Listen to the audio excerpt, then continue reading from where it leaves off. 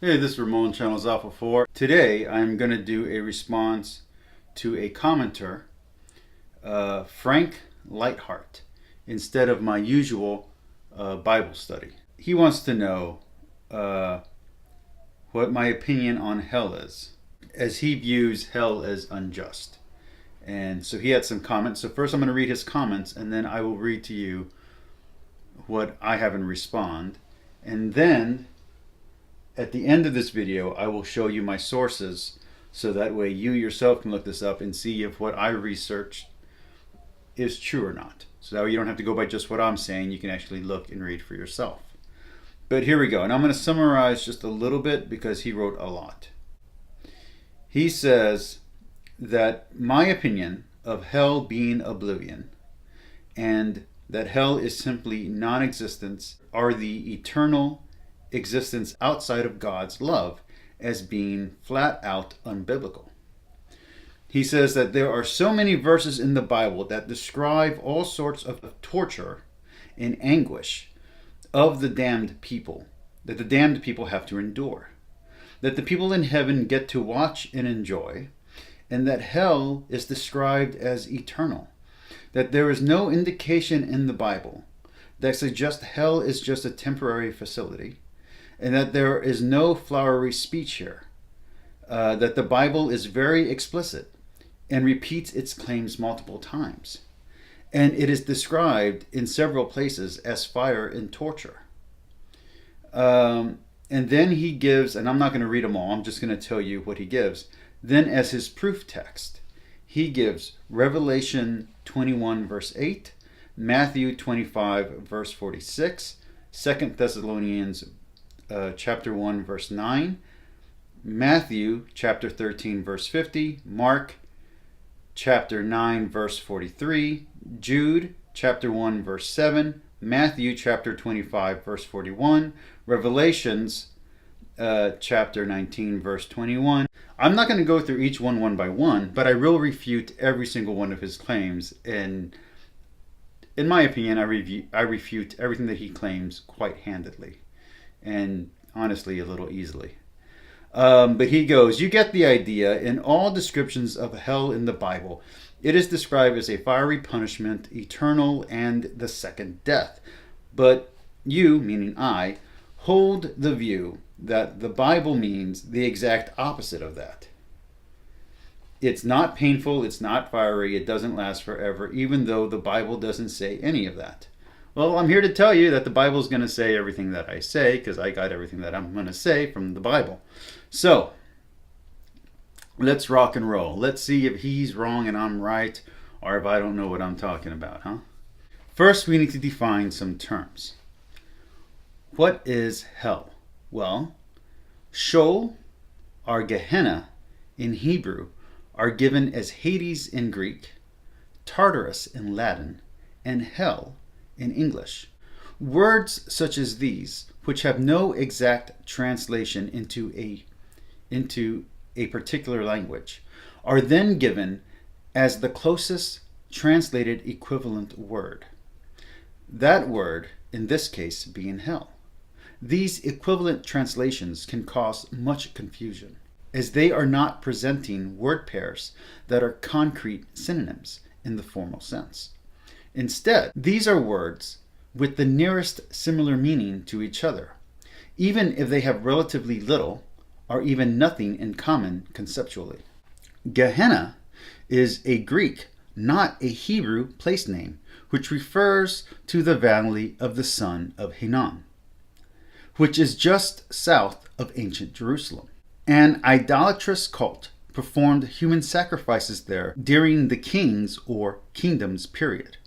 The prophet Jeremiah cursed the location in Jeremiah chapter 7, verse 32, and in chapter 19, verse 6, and this is referenced in Isaiah chapter 66, verse 44. This is the word hell is taking the place of in translations at Matthew 5:22, verse 29, chapter 10, verse 28, in Mark chapter 9, verse 43 and verse 44 and verse 47, and in Luke chapter 12, verse 15, and at James chapter 3, verse 6. Sheol, on the other hand, which is translated as Hades in the Greek, and then given as the closest translated equivalent word in English, hell.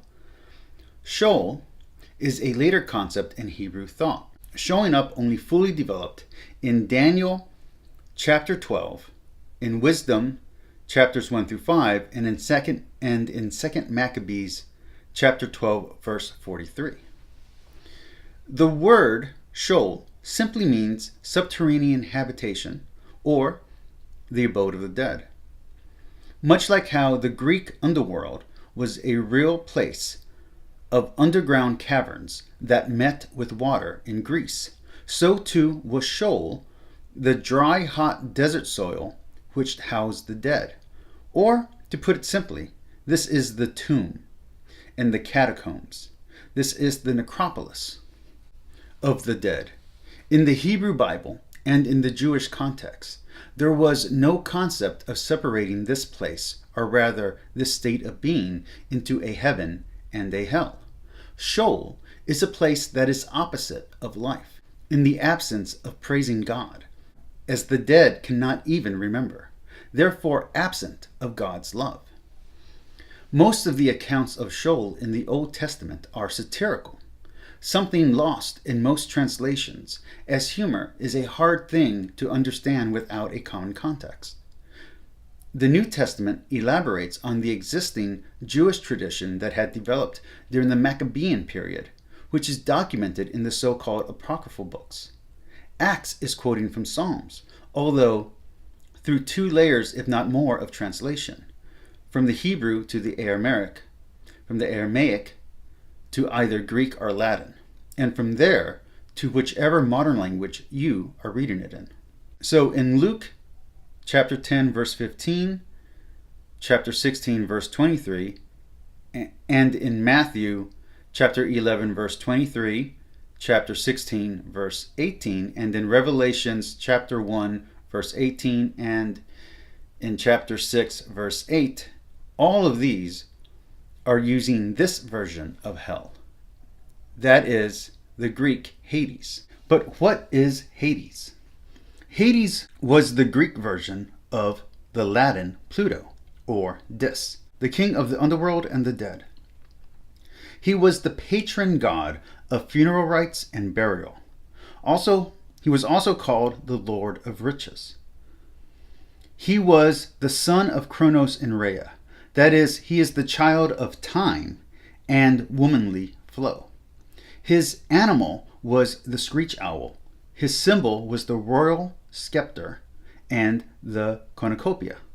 His children were the Enris, or the Furies, which just means the dark and murky.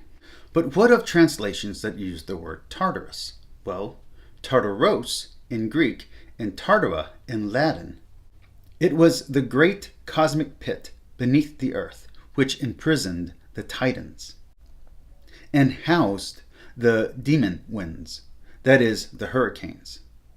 It wasn't until the 5th century BC when the Elysian Fields, that is, the White Islands or the Isles of the Blessed, were developed mythologically into a concept of paradise, that the concept of Tartarus began to change into a concept similar to that of the English word hell.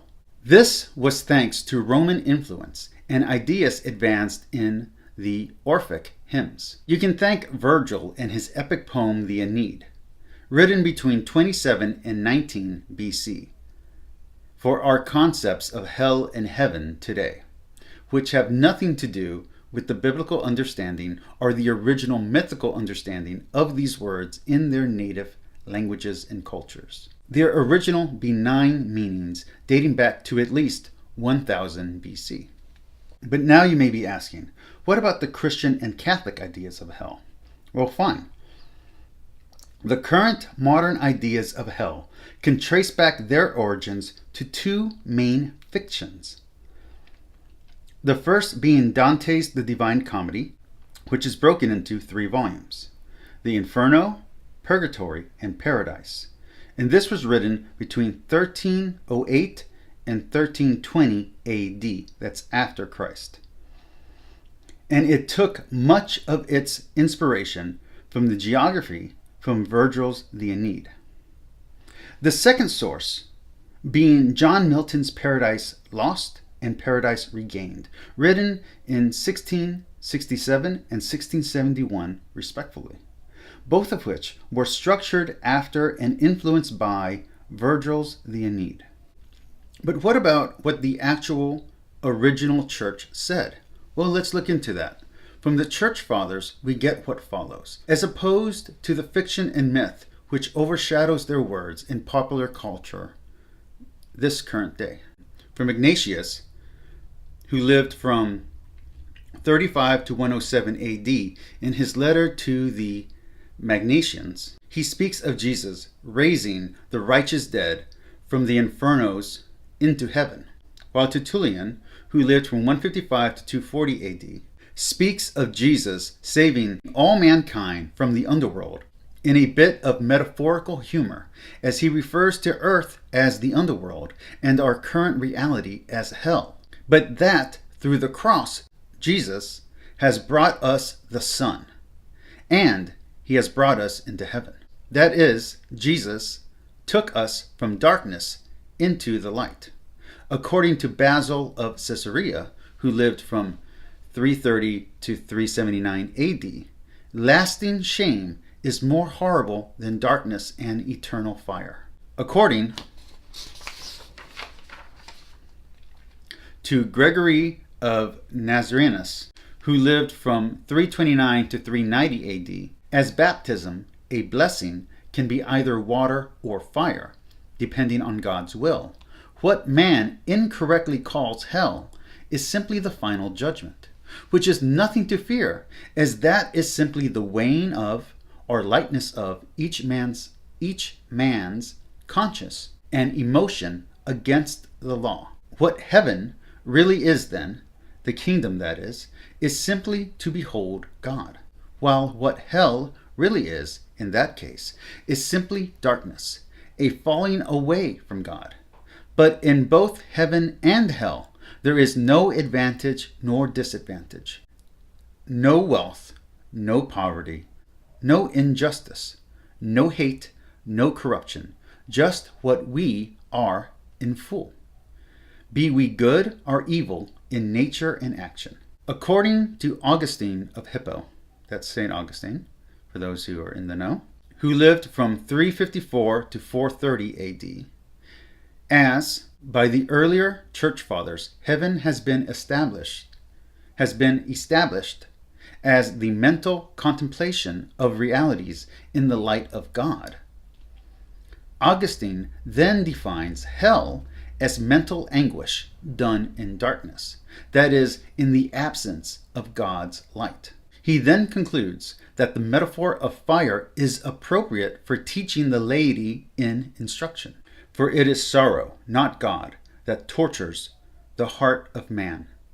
Since the mind and body are one, it follows that if the mind suffers in this way, so does the body. As the worm eats the flesh, so too does it eat the wood. Hell, then, can be as light or as heavy as one's proportions to their varying deserts.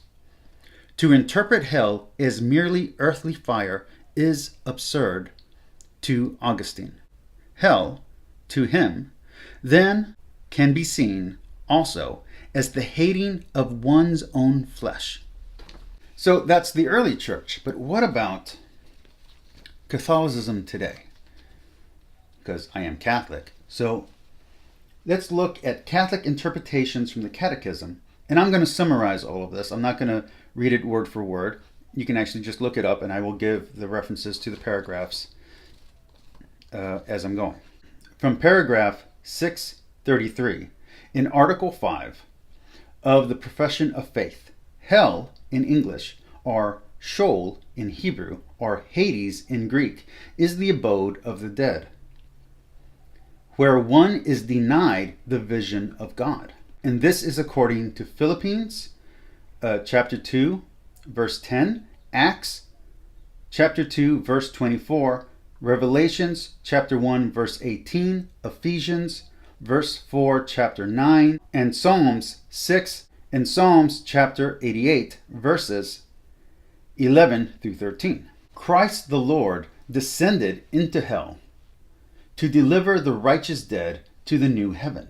That is, to free the just from the bounds of death. From paragraphs 1033 through 1037 in section 4 on hell in article 11 of the Profession of Faith. Just as our choosing to believe in God or not is of our own free choice, so too is our choice made freely to follow his commandments, and thus we choose for ourselves heaven or hell. To get to, that is, to receive heaven, we must love God, love our neighbors, love our enemies, and love ourselves. If we hate or are consumed by hate, then we will stay dead for all eternity if we die in that state of mortal sin. For according to 1 John chapter 3, verses 14 through 15, he who does not love remains in death. This state of self-exclusion is called hell. However, when Jesus speaks of hell in the English, he is usually speaking of Gehenna. That is the valley of the son of Hinnom. And that can be seen in Matthew chapter 5, verses 22 and 29, chapter 10, verse 28,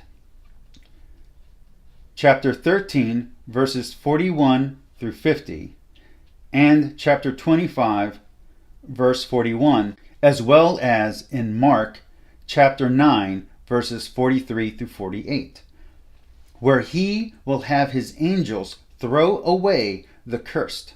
The immediacy and eternity of the punishment of hell after death for those who reject God and his law is a state of eternal death in which the cursed, or another word for that, the damned, is eternal separation from God, or in other words, oblivion. Hell is oblivion. Hell is non-existence. The teaching of the Roman Catholic Church and the Holy Scripture on the subject of hell is that of a call to personal responsibility, requesting or demanding an acknowledgement of free will and free choice on the matter of sin. Follow the narrow path, walk the one true path, enter by the narrow gate are all sayings that are to be understood in this way. For the wide gate, the easy way, leads only to destruction. The many are those who weep and gnash their teeth. It is the few who contemplate and truly think. The liturgy, which is the oral tradition that is older than the written New Testament, in its prayers affirms this understanding of hell as being chosen by a willful turning away from God and not a place some souls are predestined to go. As God does not want any to perish, but all to come to repentance. But he will not violate your free will to do so. And this can be found from 2 Peter chapter 3, verse 9. For of all the creatures on earth, only humans have the ability to defy and maybe even change their natures willingly. Okay, now I'm just going to add one thing here before we go. I'm just going to go over the sources. All right, so what did I use to prove this? I used the Jewish Study Bible. I used Oxford, the early Christian fathers, Oxford's the later Christian fathers, the Catechism of the Catholic Church, the Bible Dictionary and Concordance for the New American Bible, and the dictionary for the Penguin edition of the Bible, which I believe is the King James. Peace, like, and subscribe. I hope you enjoyed, and I hope that convinced you of the Catholic definition of hell. Peace, like, and subscribe. Talk to you all later. Bye.